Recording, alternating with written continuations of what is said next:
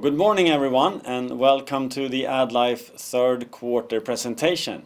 Today we will go through some of the business highlights as well as the financials, and then we will open up for questions and discussions. We're very happy to report a strong growth in the quarter. All the companies are performing very well, and in the Labtech business area we have a 9% organic currency adjusted growth, and in the Medtech business area 10% organic growth. We see the healthy demand in all the segments in which we're active. The increased activity in elective surgery remains strong, and we expect that trend to continue in the coming quarters. Positive market trends are supporting our business in home care, in diagnostics, and in research. The EBITDA improved, making adjustments for contingent considerations, and that is true in spite of the fact that we have some negative impact from the profitability in AddVision. The cash flow is significantly improving. We are releasing cash from inventory and accounts receivable in spite of the fact that the volumes are growing significantly. We have been able to also reduce debt by 200 million in the quarter. If we take a look at the sales, as I mentioned earlier, indeed the COVID-19 related sales are now gone, but we are able to more than compensate for that with organic growth, and we also get a bit of a support from currencies in the quarter. On the EBITDA level, of course, we lose some profit as well from the reduced COVID volumes, but the underlying business is able to compensate for most of that. And in the Medtech business, we see a very healthy profit development in all parts of the business, and we are able to compensate for almost all of that contingent consideration adjustment. So with that, we hand over to Christina to talk more about the financials. Thank you, Fredrik. So, as Fredrik mentioned, we had a strong growth in the quarter, 10%. If we exclude the currency impact as well as COVID sales from last year, the organic growth was continuously strong in the quarter, also 10%. 9% for Labtech and 10% for Medtech. Defending the gross margins has been a focus area throughout the year, and due to good price management as well as a favorable product mix, the gross margin increased from 36% last year to 37%. The commercial activities has been ongoing and increasing during the year. We are visiting customers, we are at exhibitions, on-site trainings and site meetings, etc. We have also strengthening the sales organization in areas where we foresee future growth. The result of this is, of course, the sales and marketing expenses has increased. But bear in mind that the approx and actually slightly above half of the increase in million Swedish crowns relates to currency. In the bucket income and expenses, the other income and expenses, you will find the reversal of the contingent considerations. If we exclude this, we had a profit expansion of 12% in the quarter. Financial net has increased, explained by increased interest rates and increased interest costs. Based on the rules limiting deduction of interest cost, we have updated our tax assumptions. This means that we have adopted a cautious but most likely a realistic position, and we do not carry losses forward relating to the interest cost. If we adjust for non-current items throughout the year, the adjusted effective tax January to September is 34%. This will also serve as the guidance going forward for the year. Even though the tax cost in the quarter was high over the profit and loss, it will not have a cash flow impact going forward. Moving on to the cash flow then. Operating cash flow in the quarter was 138 million compared to 20 last year. As you know, during the first half year, we invested cash flow into growth, current as well as future. Inventories and accounts receivables increased when revenue grew. Also, we have added new suppliers and new products, and we are still carrying buffer inventory due to component shortages. In this quarter, inventory and accounts receivables has gone down. Not much, but it is a decrease. And as you know also, we have during this last quarter and also going into Q4 implemented working capital initiatives. This means, for example, that the largest 5 companies representing 75% of the inventory have received specific inventory reduction targets, and we do foresee an improved operating cash flow in the fourth quarter. Net debt was reduced in the quarter with 200 million Swedish crowns, meaning that the net debt versus EBITDA was 3.9 still. The rolling 12 EBITDA has been impacted by the reversal of the continuing consideration last year, as well as COVID sales rolling out of the figures. The net debt towards equity was just above our internal guidance, it was 1.1, and the ambition is to reduce debt via self-generated cash flow. The revolving credit facility of 1 billion Swedish crowns has been prolonged 1 year until Q1 2025, meaning that both short-term loans will have due date in Q1 2025. The long-term loan, which represents approximately half of the loan, is due in September 2027.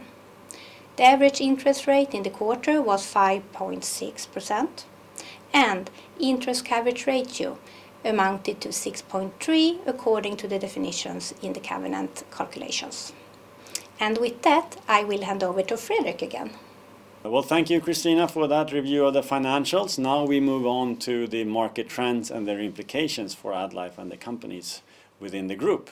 So clearly we are in a post-pandemic environment, and we do see a strong development in terms of elective surgical procedures.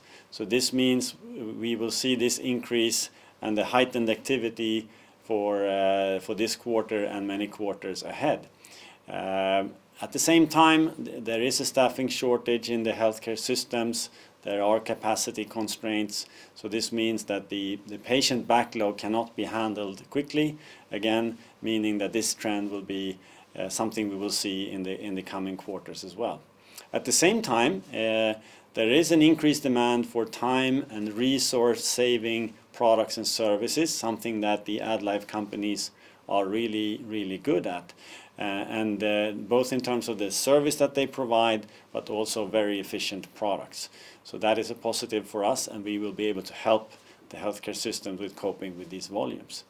The healthcare systems are also back to normal budgets after a period of time where there was a lot of extra funding available to handle the COVID pandemic. So now there is an increased focus on the value and productivity selling aspects that we can provide, something that we are good at in our companies, but also something we're driving as a strategic initiative between all the companies in the group. Very interestingly, we see many of the large global manufacturers are reassessing their go-to-market strategies. They're focusing on some components of their portfolio that they deem as core, and are reviewing their approaches to other products in the portfolio. So this means, in some cases, staff reduction in country organizations. It means a reassessment of the go-to-market strategy, maybe moving away from a direct sales and back to a distribution model. So we are having many interesting discussions. We have opportunities to grow the portfolio, take over strong and experienced team members and so on. So a positive development for the AddLife companies. Moving into the Labtech third quarter, as we previously talked about, a very strong organic growth, adjusting for the COVID sales at 9%. We continue to develop the portfolio with a lot of new products being brought to the market, and the interests are high for high-tech products. There is a high activity and a stable funding situation in the customer groups that we are focusing on. And that is, as many of you know, mainly hospital labs, academic research, and pharma companies. We have seen in the Eastern European market a little bit of delay in some projects, but we're confident that those projects will be invoiced in the fourth quarter of this year. Looking at the diagnostics side of the business, again, strong growth driven by high activity in the hospitals and labs. The testing volumes are increasing and quite buoyant.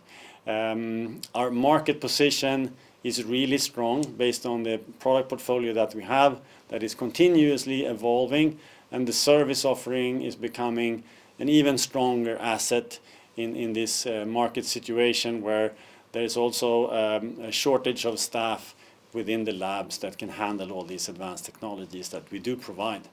On the biomedical and research side, also there a very solid growth.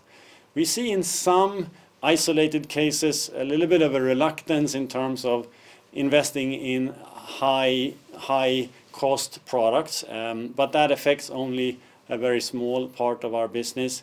The vast majority of our business is smaller capital investments accompanied by recurring revenue streams.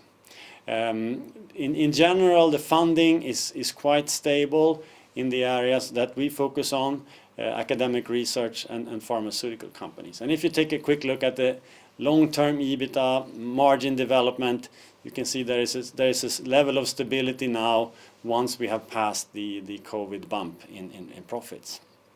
So moving on to the medtech business, very strong growth at 10%, currency adjusted. Again, the elective surgery activity continues. This is expected to continue for a long time. All the hospital companies are performing really well, I'm really happy to say. And that goes for the smaller companies, the larger companies, the companies that's been a part of the group for a long time, and the relatively recent additions. So very happy to see a very positive development really across the board.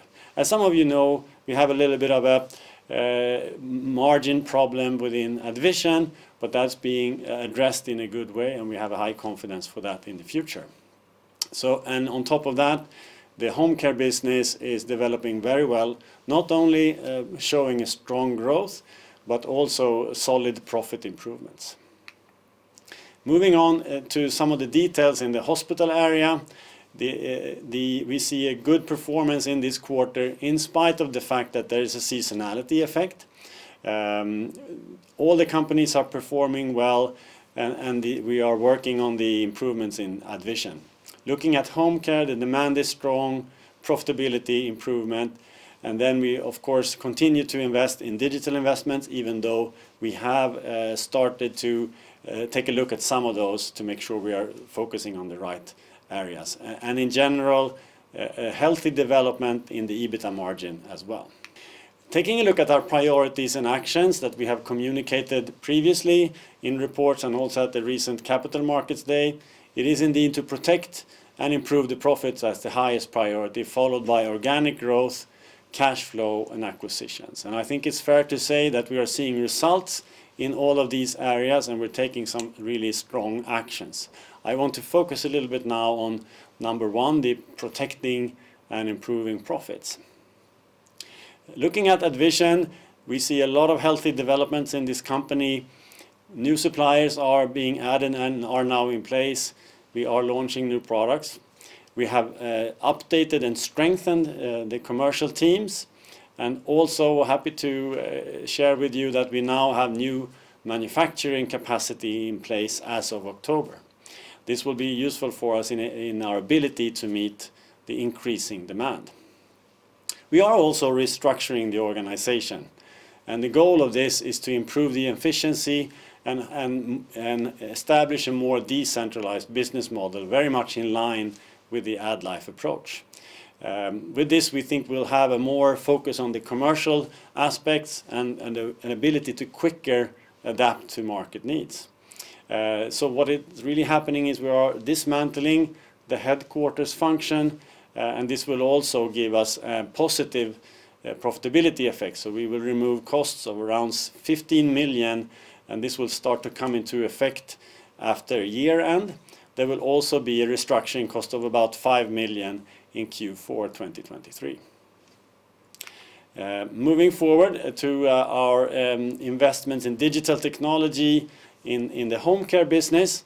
So we have reviewed those investments, and we have made some decisions to focus the activities. So this means our remote patient monitoring business will be discontinued, and the customer relationships will be handed over to another company in the sector. So this is expected to generate a saving of at least 10 million on an annual basis starting Q1 of next year.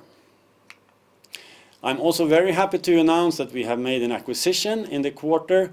This is a UK-based medical device company in the area of surgical products and of course a strong technical service component as well in one of the areas that we have defined as attractive for us going forward. It will be an add-on acquisition to the very competent team of Healthcare 21. It's a relatively small business with a turnover of 28 million Swedish on a rolling 12 basis, and it's a high margin business with great future prospects. So we're really happy to be able to add this company to the family of AddLife. All right, so to wrap up, we can conclude that we had a strong quarter with very solid growth in all parts of the business, and the companies are really well positioned to take advantage of the current market situation. The elective surgery is growing and we expect that to continue. We see a strong and stable demand from academic and pharma companies, and the macro trends are really supporting the growth in our home care business, and internal measures are supporting the profitability improvement. So profitability, a high priority for us, and we're pleased to see that the EBITDA is indeed growing in spite of the fact that we don't have the COVID volumes that we had last year. There is a strong focus on profitability improvement in multiple parts of the organization, and we expect to see effects of that going forward. The cash flow improvement has been something that has been a great focus for all the companies within the group, and I'm pleased to note that the companies have done a fantastic job. In the first half of the year, we saw a buildup of inventory and accounts receivable, driven by the strong growth in volumes, of course. This quarter, we actually saw that stabilizing and even a somewhat reduced level in inventory and accounts receivable, despite the fact that the strong growth continues. We were able to reduce the debt by 200 million in the quarter, so certainly a strong step in the right direction in our effort to reduce overall debt. We are continuing to drive these cash flow activities in multiple parts of the organization, and we do expect that the positive trend that we saw in Q3 when it comes to cash flow will improve in the fourth quarter and become even stronger. And finally, again, we are very happy that we have been able to add another company to the group, and this is a company that is exactly in line with the previously communicated strategy and the prioritized segments. So with that, thank you for listening, and now we move into the part when we have a discussion on questions and answers. Thank you very much.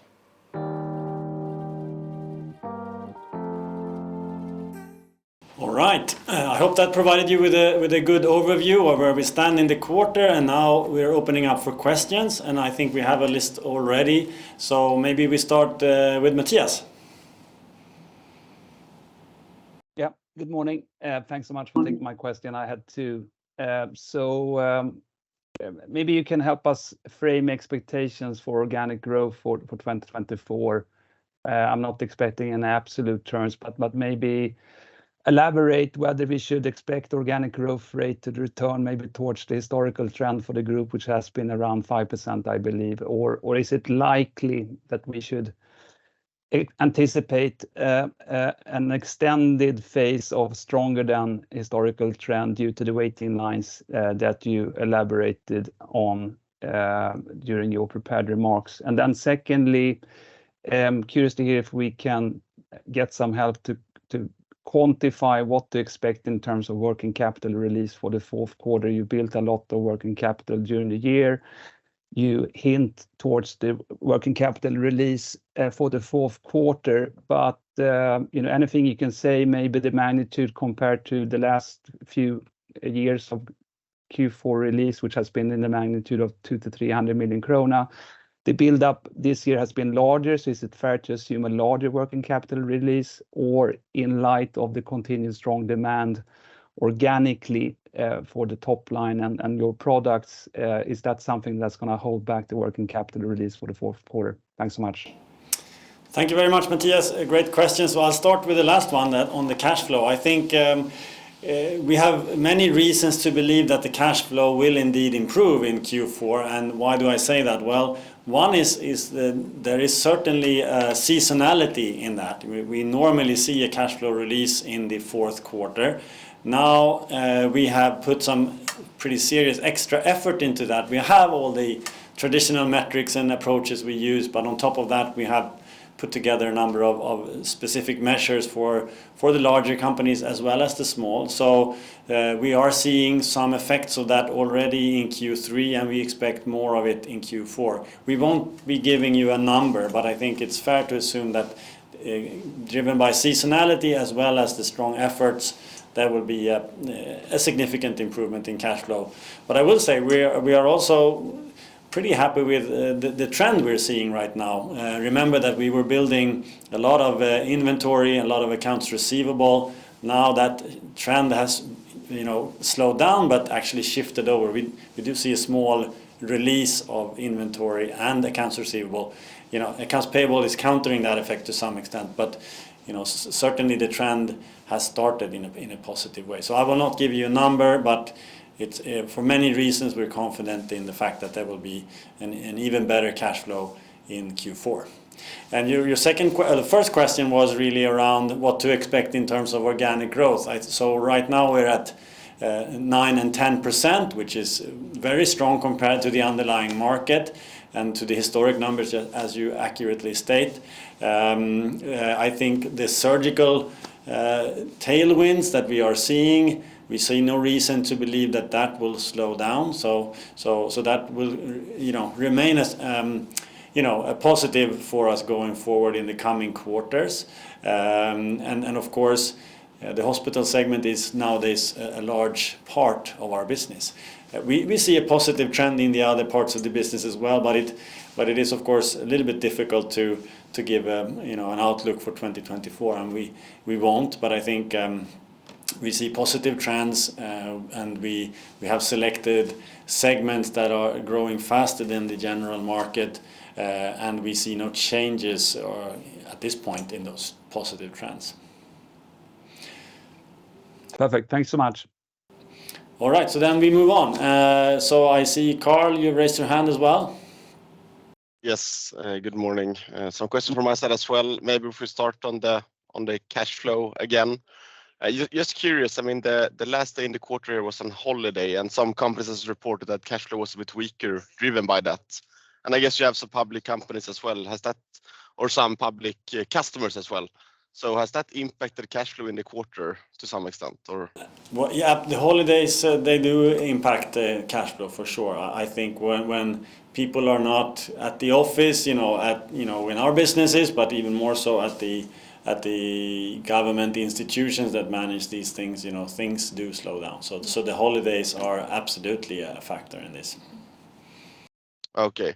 And then, I mean, you're not giving a guidance around working capital, but I mean, you built 300 million year to date in working capital in the cash flow statement. Do you expect that figure to be positive for the full year, or can you say anything regarding how much you could release?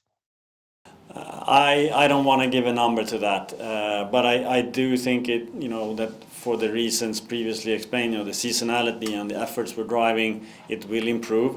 Some of these things are a bit longer term. The inventory can improve, and we can reduce the addition to the inventory, and we can push the sales, but the inventory is rather big in some companies, and it's not a super quick fix. We can of course we can work on many fronts, but part of it is short term, part of it is a bit of a longer term effort that is being pushed with some strength from really starting in the first half of this year. Solid improvement to the change in working capital line, that should be closer to zero than the minus 300 that it is right now for the full year. Yeah, Is that a fair assumption? Yeah, it should improve for sure. Yeah. Okay, that's good. Is there anything you would like to add to that, No, Christina? We'll stick to it will improve. Yeah. Without giving guidance. Yeah. Yeah. Sounds good. And then a question on margins. I mean, medtech margins up quite significantly here year-over-year.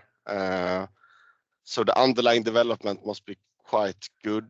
And I'm just wondering on AddVision, how has their margin developed year-over-year in Q3? It must been up, right?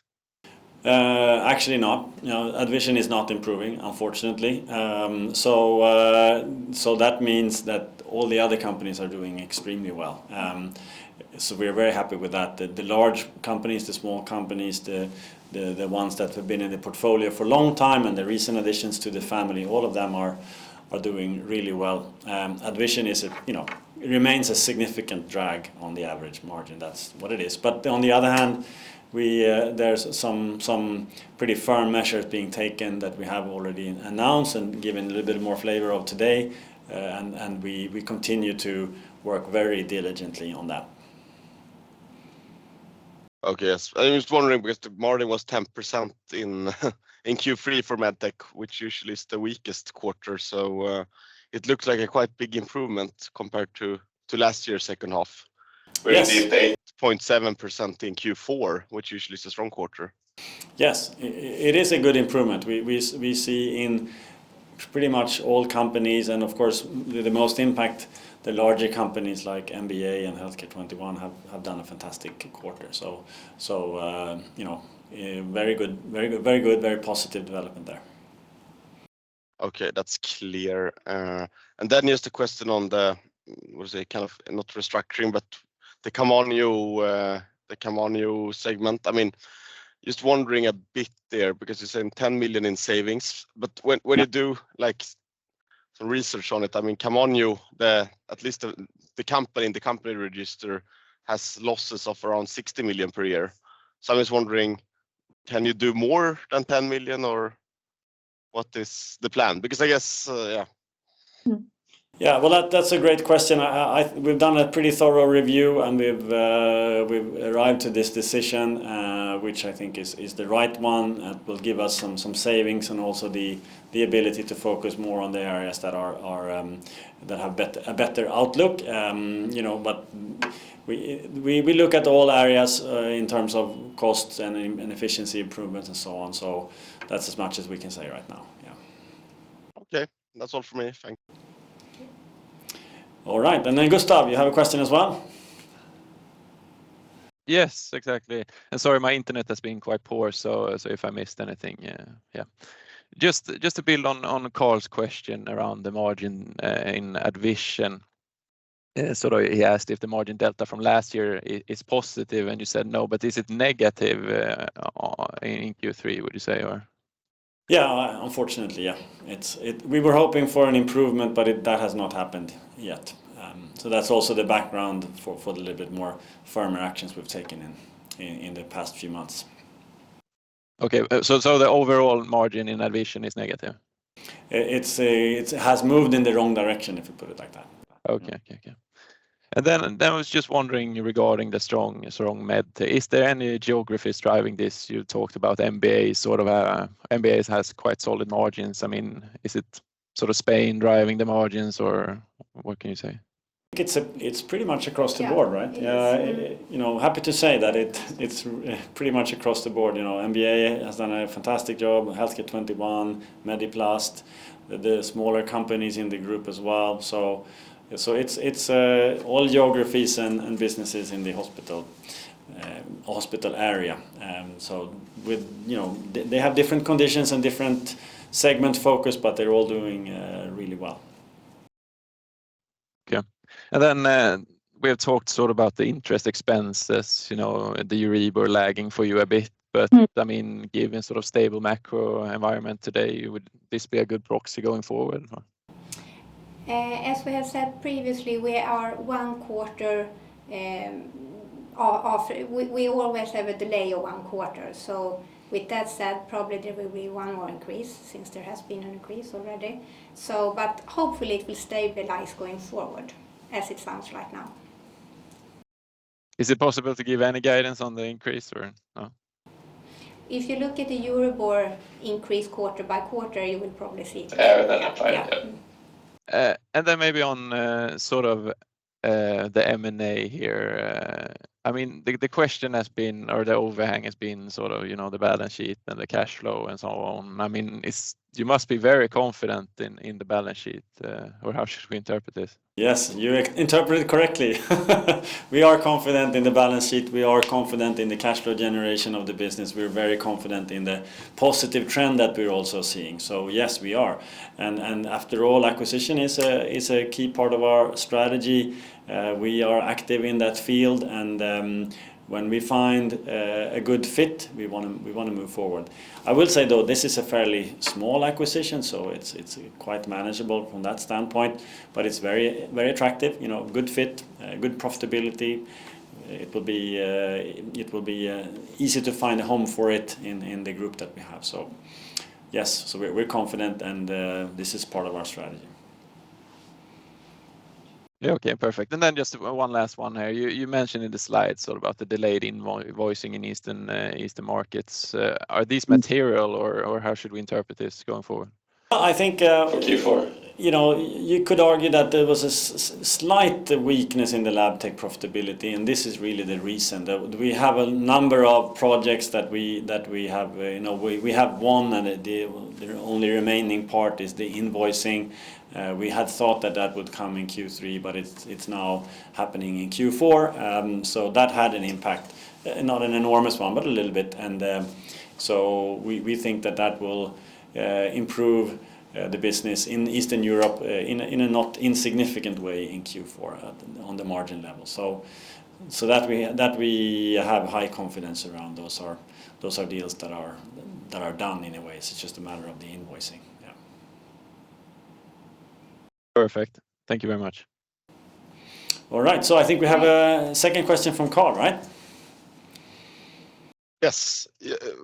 Coming back to the balance sheet once again, it's a lot of focus on it, but I mean, you just want to get it clear that you stated on the CMD that you wanted to have a net debt, or that net debt to EBITDA should be at below 3 times before 24 end. Is that still the base case for you? Well, we certainly want to get to that level, and the timelines we won't,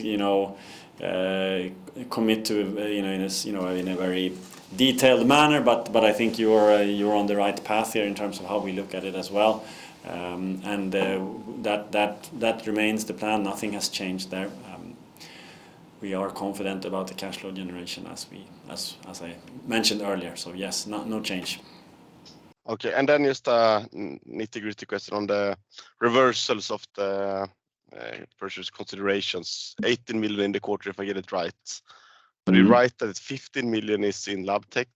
Is the rest in medtech, or? I think it's actually 17, and you're right, 2 in medtech and 15 in lab tech. Yes, correct. Okay, yeah, that's good. Thank you. All right. Well, thank you. Good questions. Aline, yes, we have a question from you as well. Yes, sorry. I don't know if I missed this, but the new refinance of the loan, is it unchanged bank terms? Yes, that's correct. And also in the working capital, you had a working capital buildup looking at cash flow.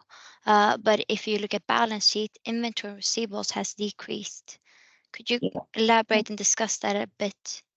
How that works? Yeah, I can start, and then you continue, maybe, Christina. So that is correct. Inventory, has come down a little bit, not dramatically, but a little bit, and that's also true for accounts receivable, and that's reflecting the efforts we are driving now with some good force in terms of improving those.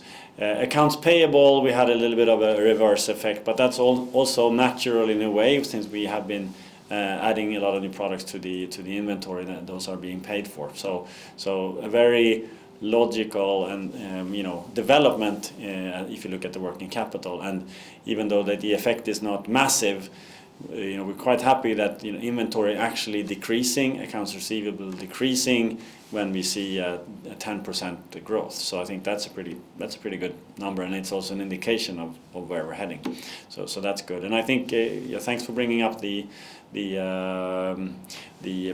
fact that we did prolong that revolving credit facility as well. So same terms, but that means that there will be no refinancing activities during 2024. All of that is in 2025 now, right? Yes, Yeah. that is correct. Yeah. Anything you'd like to add to that, No, Christina? I think you summarized it in a very good way. Thank you. Good. Super. Thank you so much. All right, thank you, Aline. So are there any other questions?